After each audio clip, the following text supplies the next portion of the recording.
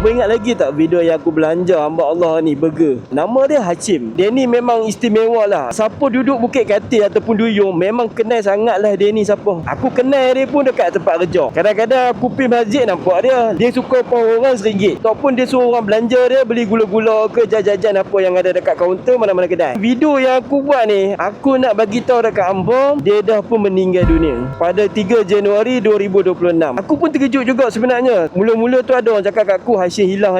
Ingat ke pergi mana? Rupanya dia dekat hospital. Lepas tu 3 hari bulan dia dah meninggal. Takziah pada keluarganya. Kita doakan semoga Hashim bersama-sama dengan orang-orang yang beriman dan dia boleh tarik siapa-siapa yang dah tolong dia masuk sekali syurga dengan dia. Kita sedekahkanlah Al-Fatihah pada Hashim.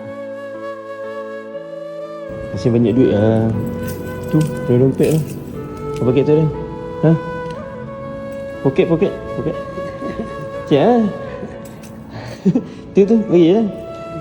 Bagi lah. Tolong lah. Satu lah Hashim. RM1.